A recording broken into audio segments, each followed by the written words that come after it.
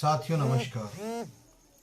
साथियों, हमारे देश के अंदर आज वर्तमान दौर में बदले की भावना की स्थिति हमारे मन के अंदर इस कदर हावी हो गई है कि हम हर बात को अपने ईगो से लगा करके देखते हैं, जबकि एक समझदार व्यक्ति या देश के मुखिया या स्टेट के मुखिया जो एक कार्यपालिका के अध्यक्ष होते हैं, उनके लिए देश या राज्य का हर वह नागरिक अपना होता है और अपनों से अपने ही कहा करते हैं, पराये नहीं कहा करते हैं। लेकिन आज के दौर में अनगिनत राजनीतिक पार्टियां अलग अलग विचारधाराओं से ग्रसित हो चुकी हैं और हर पार्टी की, हर राजनीतिक दल की अपनी एक विचारधारा होती है। वह आजकल उसी विचारधारा के रास्ते पर चलती है, न कि समस्त नागरिकों के हित को ध्यान में रखकर चलती है। हम हाथरस रेप पीड़िता से संबंधित उस डॉक्टर के बारे में बात कर रहे हैं जहां रेप पीड़िता एडमिट थी, यानी कि अलीगढ़ मुस्लिम यूनिवर्सिटी के कैंपस यानी कि उससे संबंधित medical college Jawaharlal Nehru medical college अस्पताल की बात कर रहे हैं। यानी कि जवाहरलाल मेडिकल कॉलेज हॉस्पिटल के सीएमओ डॉक्टर अजीम मलिक वह सीएमओ हैं जिस हॉस्पिटल में जब सीएमओ थे तो वहाँ हाथरस रेप पीड़िता का इलाज चल रहा था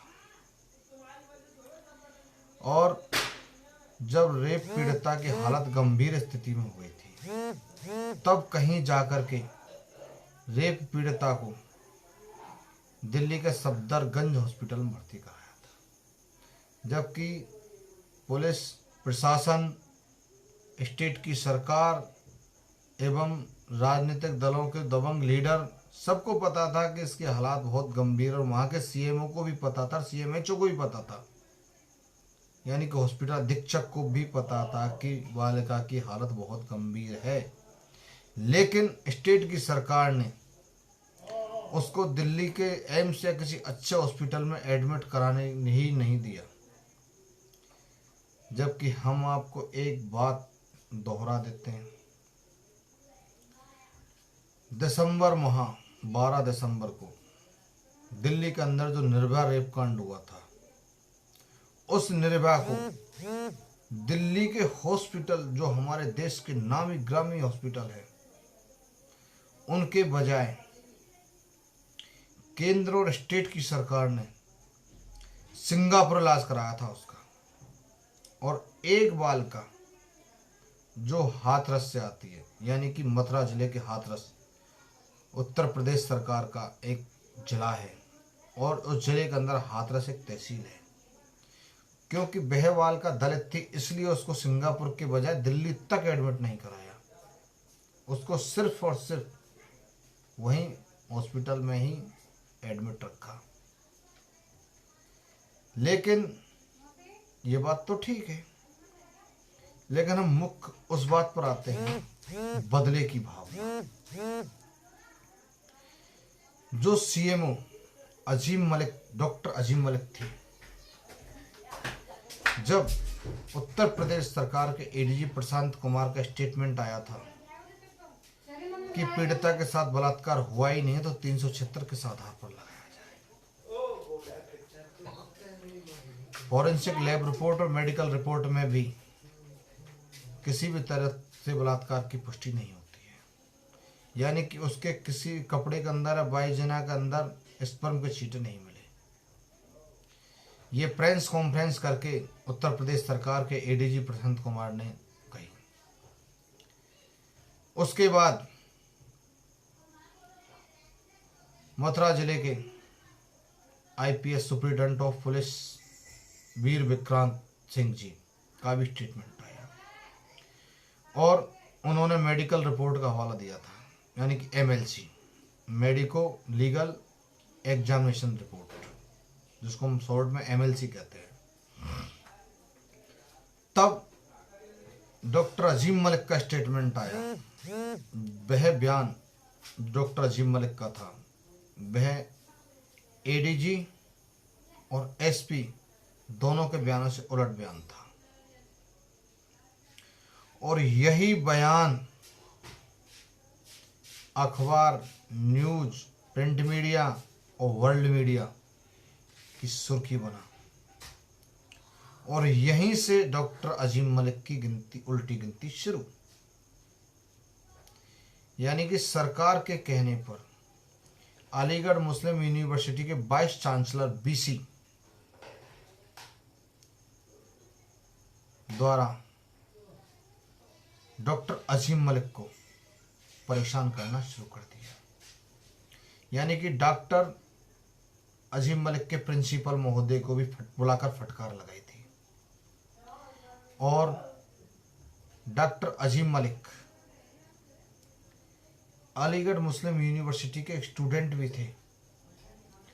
और डॉक्टर अजीम मलिक को उस समय सीएमओ बनाया गया था। तब उस हॉस्पिटल के 11 सीएमओ में से 6 कोरोना पॉजिटिव हो गए थे। और जब 6 कोरोना पॉजिटिव हो गए तब सीएमओ की संख्या कम होने के कारण डॉक्टर अजीम मलिक को कॉन्ट्रैक्ट बेस पर रखा था विशेष परिस्थितियों में। और उनका कॉन्ट्रैक्ट नवंबर माह तक था। लेकिन उलट बयान देने पर उनका कॉन्ट्रैक्ट अक्टूबर में ही खत्म कर दिया। और ये तो पहले से तय था, जिस दिन प्रिंसिपल को फटकार लगाई थी कि हमारा सस्पेंशन तय है। और वहाँ के जो ताहिर मंसूर बीसी थे, उन्होंने सरकार के कहने पर डॉक्टर अजीम मलिक और उसके 2 सीएमओ साथियों को परेशान करना शुरू कर दिया। डॉक्टर अजीम मलिक को तो बाहर का रास्ता दिखाई दिया, लेकिन 2 सीएमओ पर और गाज गिरने वाली है। ये तो सारी बातें वो हो गई कि इसका खामियाजा बोलने का डॉक्टर अजीम मलिक को मिल गया। वैसे तो हमारे देश के अंदर अभिव्यक्ति की स्वतंत्रता है, लेकिन कैसी अभिव्यक्ति की स्वतंत्रता है जब एक डॉक्टर खुलकर अपनी बात नहीं रख सकता, जो डॉक्टर का धर्म होता है, तो आम आदमी क्या रख पाएगा भाई। अब हम उन बातों का उल्लेख करते हैं जो उलट बयान डॉक्टर अजीम मलिक ने दिए थे। जो उसकी मेडिको लीगल एग्जामिनेशन रिपोर्ट थी, एमएलसी रिपोर्ट, उसमें और डॉक्टर एडीजी प्रशांत कुमार का स्टेटमेंट जो फॉरेंसिक रिपोर्ट में स्पर्म की पुष्टि नहीं करता है, दोनों रिपोर्ट को मिलाकर उत्तर प्रदेश स्टेट की पुलिस जो स्टेटमेंट पीड़िता के लिए दिया था कि इनके साथ बलात्कार हुआ ही नहीं है, तब डॉक्टर अजीम मलिक का बयान आया। वह बयान यह था कि पहली चीज, फॉरेंसिक लैब जांच जो होती है वह कम से कम 96 आवर्स के अंदर होनी चाहिए। 96 आवर्स। लेकिन आपने जो 11 दिन बाद फॉरेंसिक लैब जांच करवाई है, उसका क्या औचित्य है? कोई मतलब ही नहीं उसका। तो उससे बलात्कार की पुष्टि होती नहीं है भाई। 11 दिन बाद क्या मिलेगा आपको? जब उसकी जो फॉरेंसिक जांच होनी चाहिए थी वह 96 आवर्स के अंदर होनी चाहिए थी, लेकिन हमने 11 डेज बाद कराई थी। यह उत्तर प्रदेश सरकार के कानून व्यवस्था पर उठती हुई उंगली है। बात नंबर 2, एसपी वीर विक्रांत सिंह ने जो मेडिको लीगल एग्जामिनेशन या एमएलसी रिपोर्ट के हवाले से कहा था कि बलात्कार की पुष्टि नहीं हुई, लेकिन डॉक्टर अजीम मलिक ने कहा था कि जो एमएलसी रिपोर्ट है उसके अंदर वजाइनल पेनेट्रेशन की पुष्टि हुई है। वजाइनल पेनेट्रेशन क्या है ये हम आपको बताते हैं। वजाइनल पेनेट्रेशन का मतलब है कि योनि के अंदर किसी बाहरी वस्तु का प्रवेश होना, यानी कि पुरुष गुप्तांग का स्त्री के गुप्तांग में प्रवेश की पुष्टि होना वजाइनल पेनेट्रेशन की श्रेणी में आता है, जबकि पीड़िता की एमएलसी रिपोर्ट के अंदर स्पष्ट रूप से अंकित है वजाइनल पेनेट्रेशन की पुष्टि। तब एडीजी प्रशांत कुमार ने यह कहा था वजाइनल पेनेट्रेशन किसी भी तरीके से 376 की पुष्टि नहीं करता है, लेकिन शायद एडीजी प्रशांत कुमार एसपी वीर विक्रांत सिंह को शायद ये मालूमात नहीं है कि 2012 में जब निर्भया रेप कांड हुआ था, 2013 के अंदर बलात्कार के मुकदमे 376 के अंदर काफी संशोधन हुआ था। उस संशोधन में वजाइनल पेनेट्रेशन को बलात्कार की पुष्टि का सबूत माना था, और ऐसा ही हुआ है। इलाहाबाद हाई कोर्ट में याचिका के दौरान उत्तर प्रदेश की पुलिस को बुरी तरह से फटकार लगाई है न्यायाधीशों ने कि आपने 376 क्यों नहीं लगाई, जब वजाइनल पेनिट्रेशन की पुष्टि जब हुई है। और जब आपको पता होना चाहिए कि 2013 में रिटायर्ड जज की उपस्थिति में एक कमेटी बनी, उस कमेटी के अंदर वजाइनल पेनिट्रेशन को बलात्कार की पुष्टि माना गया था, और उस समय कानून को संशोधन करते वक्त लोगों से रिव्यू मांगे थे, सिफारिशें मांगी थी। उस लॉ के अंदर 80,000 सिफारिशें आई थी। 80,000 सिफारिशों के बाद में रिटायर्ड जज JS वर्मा की कमेटी ने यह तय किया था कि वजाइनल पेनिट्रेशन बलात्कार की पुष्टि करता है। और जब वजाइनल पेनिट्रेशन बलात्कार की पुष्टि करता है तो एडीजी प्रशांत कुमार ने किस आधार पर कह दिया कि बालिका के साथ बलात्कार हुआ ही नहीं है। ये तो दलितों के साथ सीधी सीधी नाइंसाफी है। और जब डॉक्टर अजीम मलिक ने इस बात को कहा, एक डॉक्टर का धर्म निभाते हुए, जो एक डॉक्टर का धर्म होता है, तो उसको ये उसका इनाम मिला कि उसको नौकरी से निकाल दिया। यह किसी सरकार का धर्म नहीं है। यह बदले की भावना अच्छी बात नहीं है। स्टेट का हर नागरिक, देश का हर नागरिक इस देश की सत्ता का नागरिक है, और देश की सत्ता को हर नागरिक का, निचले स्तर के नागरिक का भी ध्यान रखना होता है। अगर इस तरीके से बदले की भावना की अगर सरकारें कार्रवाई करेंगी तो वो लोग जाएंगे कहाँ? देश छोड़कर तो कहीं जा ही नहीं सकते, सबको यहीं रहना है। लेकिन इस तरीके से बदले की भावना कार्रवाई नहीं होनी चाहिए, और ऐसी बदले की भावना कार्रवाई की हम सरकार की निंदा करते हैं। और बदले की भावना कार्रवाई पहली बार नहीं है। गैर कांग्रेसी सरकार जब जब सत्ता में आई है तब तब बदले की भावना कार्रवाई हुई है। हम आपको याद दिलाते हैं कि मोरारी देसाई जी की सरकार का, मोरारी जी देसाई पहली बार जब प्रधानमंत्री बने तो कांग्रेस सरकार थी, तो मोरारी जी देसाई का एक ही टारगेट था। वह टारगेट था किसी भी तरीके से इंदिरा गांधी जी को सलाखों के पीछे भेजना, और उन्होंने भरपूर प्रयास किया, यहां तक कि माननीय इंदिरा गांधी जी को अरेस्ट भी करवाया। और बदले की भावना से मोरारी जी देसाई ने कांग्रेस शासित राज्यों में 16 बार राष्ट्रपति शासन लगवाया था। 16 बार, जो अब तक के इतिहास में सबसे बड़ा राष्ट्रपति शासन होता है।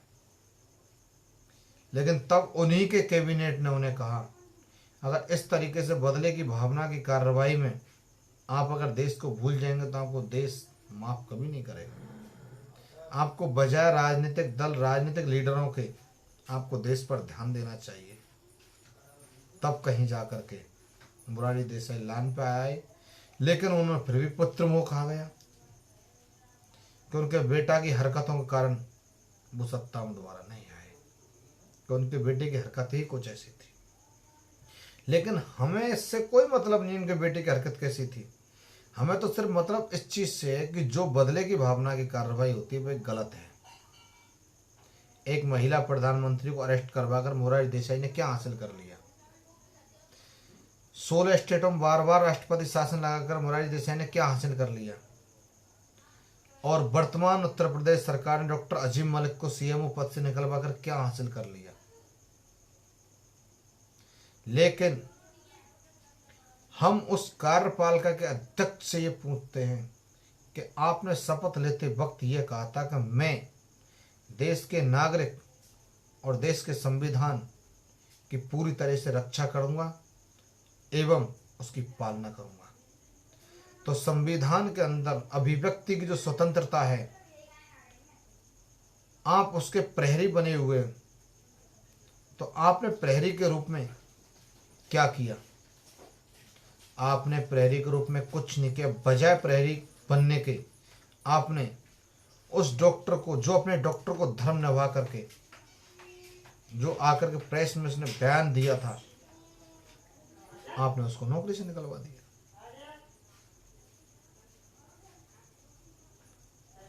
ये बेहद ही गलत, दुर्भाग्यपूर्ण, देश का दुर्भाग्य है कि सरकार बदले की भावना की कार्रवाई कर रही है। हमारा उद्देश्य ये नहीं है कि पार्टी चाहे कोई भी हो, राजनीतिक दल का कोई भी हो, लेकिन देश का हर नागरिक इस देश का नागरिक है और देश की सत्ता चाहे किसी के भी हाथों में, वह उसका भी नागरिक है। उसको सुनना ही होगा। हो सकता है कि आपके अधिकारी किसी कारण गलत कह रहे हों और गलत ही हुआ है,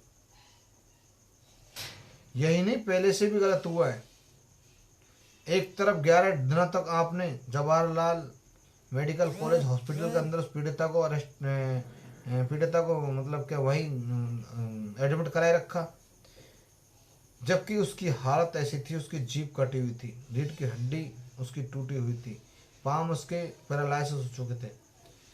जबकि ऐसे ही रेप कांड के अंदर, दिल्ली में जो रेप कांड हो, उस पीड़िता को आपने सिंगापुर इलाज कराया था उसका, आप इसको दिल्ली तक एडमिट नहीं करा पाए।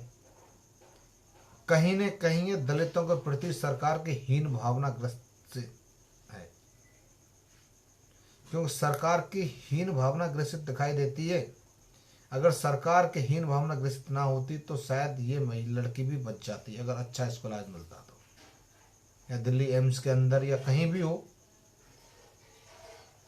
चलो हम इस चीज से इत्तेफाक कम रखते हैं, लेकिन हम ऐसे कार्यों की निंदा करते हैं कि जो बदले की भावना से हो। दोस्तों, हम तो यही कहना चाहेंगे, बदले की भावना की कार्रवाई की हमारे देश में कोई जगह नहीं है और ना ही हम ऐसी बदले की भावना की कार्रवाई करने वाली सत्ता में सरकार चाहिए। ठीक है, धन्यवाद दोस्तों।